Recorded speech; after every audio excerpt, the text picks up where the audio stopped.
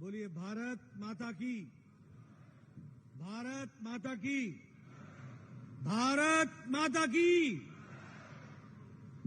आज के कार्यक्रम में मंच पर उपस्थित हमारे भारतीय जनता पार्टी के प्रदेश के अध्यक्ष श्री भवेश कलिता जी, हमारे जोरहाट के बहुत ही सम्मानीय सांसद और लोकसभा में मेरे साथी भाई तपन गोगोई जी, राज्यसभा में मेरे साथी श्रीमान कामख्या प्रसाद तासा जी, रनोज पेंगू जी हमारे मंत्री, जोगेन मोहन जी मंत्री असम सरकार, संवित पात्रा जी, मयूर जी हमारे जिला के अध्यक्ष और सभी विधायकगण, प्रदेश के पदाधिकारी, सम्मानित मंच और यहां इतनी बड़ी संख्या में एकत्र आए देवी और सज्जनों और मीडिया के मेरे साथी, प्रिंट मीडिया और इलेक्ट्रॉनिक मीडिया के मेरे साथी, आप सब लोग आदरणीय मोदी जी के 9 साल के सेवा, सुशासन और गरीब कल्याण के इस भव्य कार्यक्रम में शामिल हुए हैं। मैं जहां आपको इस कार्यक्रम के लिए हार्दिक बधाई देता हूं, वहीं यह भी बताना चाहता हूं कि किस तरीके से प्रधानमंत्री मोदी जी ने 9 साल के अंदर देश को आगे बढ़ाने का काम किया, देश में नई ऊर्जा और स्फूर्ति भरकर देश को दुनिया के समक्ष एक मजबूत राष्ट्र के रूप में रखने का काम किया है। हम 9 साल के पहले और 9 साल के बाद भारत की 2 तस्वीर देखते हैं। 2014 के पहले का भारत भ्रष्टाचारी देशों में शामिल भारत था। 2014 से पहले का भारत हम लोगों ने पॉलिसी पैरालिसिस का भारत देखा था। 2014 से पहले का भारत निर्णय न लेने वाला भारत देखा था। 2014 से पहले का भारत स्कैम से भरा हुआ था। 2G, 3G, 4G, 5G, 4G, हर तरीके का स्कैम चल रहा था। लेकिन 2014 के बाद मोदी जी के द्वारा निर्णय लेने वाली सरकार, मजबूत सरकार, बुलंद सरकार और देश में आगे बढ़कर के देश को आगे बढ़ाने वाली सरकार, ये नरेंद्र मोदी जी की सरकार बनी है।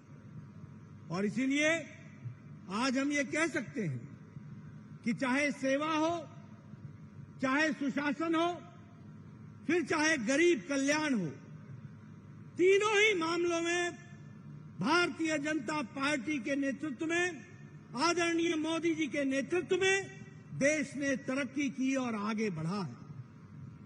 अगर हम याद करें तो हमको ध्यान में आएगा कि एक समय में दुनिया में भारत की स्थिति क्या थी, और आज जब हम देखते हैं तो हमारे को ध्यान में आता है कि दुनिया में भारत दुनिया के देशों में एक इज्जत के साथ खड़ा देश है। ये भी हमको ध्यान में रखना चाहिए। और जब हम इसकी चर्चा करते हैं तो मैं आपके सामने बताना चाहूंगा कि अगर हम इंफ्रास्ट्रक्चर की बात करें, इंफ्रास्ट्रक्चर की, तो इंफ्रास्ट्रक्चर में 2014 से 2022 में 18 लाख करोड़ रुपए सिर्फ इंफ्रास्ट्रक्चर में खर्च हुआ।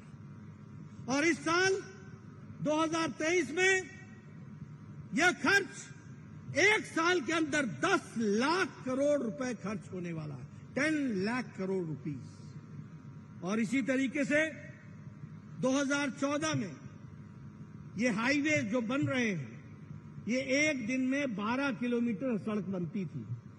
आज 29 किलोमीटर, 29 किलोमीटर प्रतिदिन के हिसाब से ये सड़क बन रही है। ये भी हमको ध्यान में रखना चाहिए। अगर हम बात करें तो 54,000 किलोमीटर की इंफ्रास्ट्रक्चर की सड़क बन गई है। 18 वंदे मातरम ट्रेनें चल पड़ी हैं और आने वाले 2 सप्ताह के अंदर 23 वंदे मातरम ट्रेन चल पड़ेगी। वह भी हम आपके सामने बताना चाहते हैं।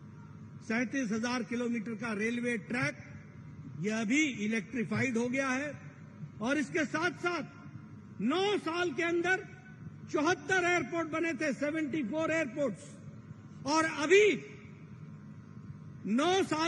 70 साल के अंदर 74 एयरपोर्ट्स बने थे और अभी 9 साल के अंदर मोदी जी ने 74 एयरपोर्ट बनाए हैं और नॉर्थ ईस्ट में 16 एयरपोर्ट बनाए हैं, 16 एयरपोर्ट बने हैं, 7 नए एयरपोर्ट बन रहे हैं। ये भी हमको ध्यान में रखना चाहिए। इसलिए विकास की बात करें, सुरक्षा की बात करें, आत्मनिर्भरता की बात करें।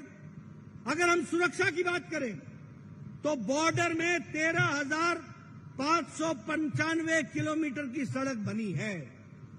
अगर हम सुरक्षा की बात करें तो डोकलाम एयर स्ट्राइक और एयर स्ट्राइक के साथ साथ हमारा सर्जिकल स्ट्राइक ये बताता है कि भारत की इच्छा शक्ति, कोई भी बुरी नजर से भारत के बॉर्डर को देखेगा तो उसको जवाब दिया जाएगा, मुंह तोड़ जवाब दिया जाएगा। इसकी तैयारी हुई। मित्रों, इसके साथ साथ अगर हम देखें आत्मनिर्भरता के दृष्टि से तो आज भारत AK-203 बना रहा है। आज भारत प्रचंड हेलीकॉप्टर बना रहा है। आज भारत ने नौसेना के बेड़े में INS विक्रांत, इसको भी शामिल करके भारत को आत्मनिर्भर बनाने में कोई कसर नहीं छोड़ी है। और इसी के साथ साथ अगर हम सुशासन की बात करें तो डायरेक्ट बेनिफिट ट्रांसफर के तहत 22 लाख करोड़ रुपए सीधा बेनिफिशियरी के खाते में डालने का काम मोदी जी ने किया है। और इसी के साथ साथ अगर हम देखें तो कॉमन सर्विस सेंटर 5 लाख से ज्यादा खुले हैं। 3 लाख गांव में कॉमन सर्विस सेंटर को लाया गया है। और आर्थिक दृष्टि से देखें तो 5वीं अर्थव्यवस्था भारत बन चुकी है। और स्टील में हम दूसरे नंबर पर खड़े हैं। ऑटोमोबाइल मार्केट में हम तीसरे नंबर पर खड़े हैं। और मोबाइल में 97% मोबाइल आज भारत बना रहा है। यह परिस्थिति आकर के खड़ी हुई है। इसलिए मित्रों, चाहे आत्मनिर्भर की बात करें, चाहे हम इकोनॉमी की बात करें, चाहे हम विकास की बात करें, हर दृष्टि से भारत तीव्र गति से आगे बढ़ रहा है। यह भी मैं आपको बताना चाहता हूं। मित्रों, यहां पत्रकार मित्रों से मैं बात करना चाहता हूं। हमारे कांग्रेसी भाई जो बड़े अनपढ़ बन करके घूम रहे हैं, वो तमाम तरीके की बात आपके बीच में कर रहे हैं। वो महंगाई की बात करते हैं। मैं चाहूंगा मेरे पत्रकार भाई मेरी बातों को जरा नोट कर लें और जो लोग महंगाई की बात करते हैं उनको ध्यान में रखना चाहिए कि India is the fastest growing economy in the world. दुनिया की सबसे तीव्र गति से चलने वाली अर्थव्यवस्था और जीडीपी ग्रोथ की है तो वो भारत है। भारत की जीडीपी ग्रोथ 8.7% है। ऑस्ट्रेलिया की ग्रोथ 2.2% है। जर्मनी की ग्रोथ 2.6% है। साउथ कोरिया की ग्रोथ 4.1% है। कनाडा की ग्रोथ 4.1% है। USA, United states of America की ग्रोथ 5.9% है। और इंडिया, भारत 8.7% के हिसाब से ग्रो कर रहा है। अगर मैं इन्फ्लेशन की बात करूं तो भारत का इन्फ्लेशन 4.25 से नीचे है। यूनाइटेड स्टेट्स का इन्फ्लेशन 4.9% है। फ्रांस का 5.1% है। यूरोप का 6.1% है। यूनाइटेड किंगडम का 8.7% है। और खाद्य सामग्री की अगर हम बात करें तो यूनाइटेड स्टेट्स की महंगाई 6.7% है और भारत की महंगाई 2.9% है। ये भी हमको समझना चाहिए। फ्रांस की महंगाई 14% है। पाकिस्तान की महंगाई 48% है। इसलिए अगर हम महंगाई की बात करें, ग्रोथ रेट की बात करें, विकास की बात करें, तो भारत का कोई मुकाबला नहीं है। भारत की महंगाई सबसे कम है और भारत की ग्रोथ सबसे आगे तीव्र गति से चल रही है। यह भी हमको ध्यान में रखना चाहिए। मित्रों, मैं आपका ज्यादा समय न लेता हुआ गांव, गरीब, वंचित, पीड़ित, शोषित, दलित, इन सब की बात अगर मैं करूं तो मेरे ध्यान में आता है कि प्रधानमंत्री गरीब कल्याण अन्न योजना 80 करोड़ की जनता को 5 किलो गेहूं या 5 किलो चावल दे करके आज भारत की गरीबी 22% से घट करके 10% से कम हो गई है और भारत की अति गरीबी 1% से भी कम हो गई है। ये भी हमको ध्यान में रखना चाहिए। अगर हम बात करें जल जीवन मिशन की, तो आज 9 करोड़ घरों में जल पहुंचाया गया है और 33 लाख घरों में असम में जल पहुंचाया गया है। अगर हम किसान सम्मान निधि की बात करें तो 10 करोड़ 78 लाख लोगों को, किसानों को किसान सम्मान निधि दी गई है, तो असम में 11 लाख लोगों को यह किसान सम्मान निधि दी गई है। अगर हम पॉवर्टी की मैंने बात की, आपके सामने मैंने कहा कि किस तरीके से गरीबी और अति गरीबी को कम किया गया है, वो भी हमारे सामने आता है। दुनिया में भारत की छवि को देखें, आज भारत G7 में बुलाया जाता है, आज भारत G20 का अध्यक्षता कर रहा है और यहां गुवाहाटी में भी G20 की आपने मीटिंग की। मुझे पता लगा कि अरुणाचल प्रदेश में C20 की मीटिंग हुई है।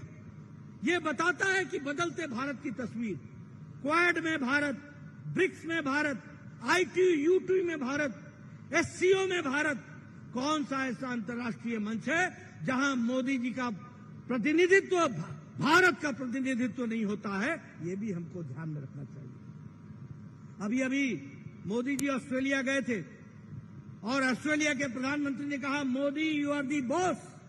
ये समझ में आना चाहिए कि अंतर्राष्ट्रीय जगत में आज मोदी जी की छवि और भारत की छवि कहां पहुंच गई है, उसको भी हमको ध्यान में रखना चाहिए। आज न्यूजीलैंड का प्रधानमंत्री मिलने के लिए ऑस्ट्रेलिया की धरती पर आता है और सिडनी में मिल करके जाता है। अमेरिका के प्रेसिडेंट बोलते हैं कि आप अगले महीने अमेरिका आ रहे हैं, आपको हम स्टेट डिनर देने वाले हैं। दुनिया में होड़ लगी हुई है कि मोदी जी के डिनर में हमको भी इनवाइट करो। यह परिस्थिति आ जाकर के खड़ी हुई है। यह भारत की बदलती हुई तस्वीर के बारे में बताता है। मित्रों, मैं अगर असम की बात करूं तो आज मैं कह सकता हूं, चाहे बोगीबील ब्रिज का बात हो, चाहे विकास की बात हो, चाहे इंफ्रास्ट्रक्चर की बात हो, चाहे नेशनल हाईवे की बात हो, चाहे all India institute of medical sciences की बात हो, चाहे हमारे डिब्रूगढ़ में सुपर स्पेशलिटी ब्लॉक बनाने की बात हो, फिर चाहे नवगांव में नया मेडिकल कॉलेज देने की बात हो, या फिर चाय के बागानों में मूविंग एम्बुलेंस दे करके स्वास्थ्य की सेवा की बात हो, चाहे हॉस्पिटल बनाने की बात हो, ये भारतीय जनता पार्टी मोदी जी के नेतृत्व में और हेमंत बिस्वा शर्मा के नेतृत्व में एक विकास की एक नई कहानी लिख रहा है। इसको भी हमको ध्यान में रखना चाहिए। ये मैं आपको बताना चाहता हूं। मित्रों, जहां तक कांग्रेस का सवाल है, पहले अपीजमेंट की पॉलिटिक्स, वोट बैंक की पॉलिटिक्स, भ्रष्टाचार की पॉलिटिक्स और भ्रष्टाचार की पॉलिटिक्स के साथ भाई को भाई से लड़ाने की पॉलिटिक्स, ये असम की संस्कृति की रक्षा करते हुए हमारे चाहे भूपेंद्र हजारिका हो, चाहे हमारे बारदोली साहब हो, उनको भी भारत रत्न देने का काम किया है, तो वो हमारे एनडीए के प्रधानमंत्री अटल बिहारी वाजपेयी और नरेंद्र मोदी जी ने किया है। ये हमको ध्यान में रखना चाहिए। अगर शंकर देव को किसी ने याद किया तो वो भी हमारी सरकार ने याद किया। अगर हमारी संस्कृति को किसी ने याद किया तो वो भी हमारी सरकार ने याद किया। इसलिए मित्रों, मैं आपसे यही निवेदन करने आया हूं कि 9 साल में जो विकास के काम असम में हुए हैं, जो विकास के काम भारत में हुए हैं, उसको ध्यान में रखते हुए हम जहां धन्यवाद मोदी जी का भी करते हैं, वहीं आप लोगों को भी मैं बधाई देना चाहता हूं कि इस 9 साल में सेवा, सुशासन और गरीब कल्याण के माध्यम से भारत को आगे बढ़ाने का काम और असम की तस्वीर और तकदीर बदलने का काम आप सब ने किया है। आपने मेरी बात सुनी। आपका बहुत बहुत धन्यवाद। जय भारत, जय अहम।